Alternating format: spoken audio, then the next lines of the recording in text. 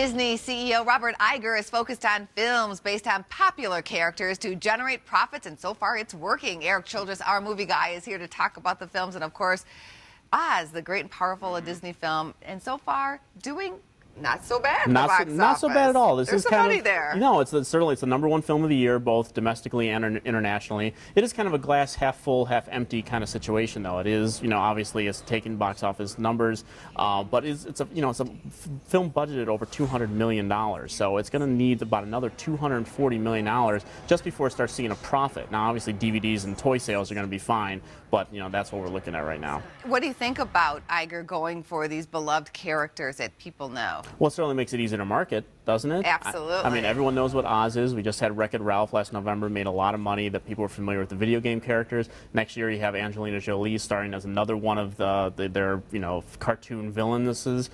So, obviously, the marketing is very easy that way. Here are the numbers from last weekend at the box office. Oz the Great and Powerful coming in at $41 million. The Call with Halle Berry at $17 million. The Incredible Burt Wonderstone at $10 million. Some people are calling that a bomb.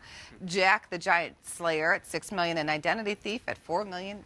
Yeah, Warner Brothers got 2 films in the top 5 there, but the continuing theme of the segment is that Warner Brothers is having a really horrible year. I mean, Burt Wonderstone is the smallest budgeted of all their their disappointments this year, only $30 million, but a $10 million opening is not good.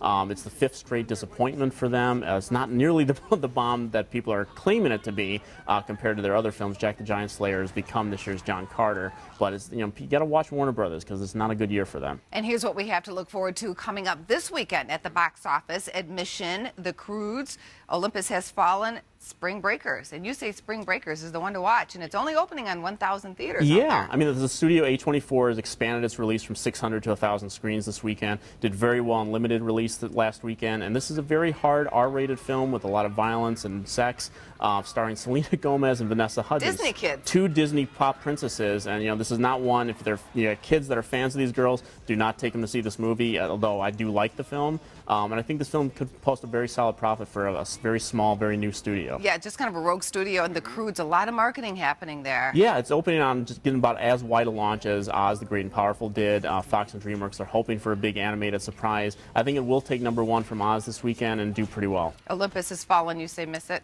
Yeah, sick to my stomach. And Admission could be a good film with Tina Fey. It could be. It's getting some mixed reviews, really great cast. I'm hoping that it does very well for Tina Fey and for Focus. Have a good weekend. Thank you.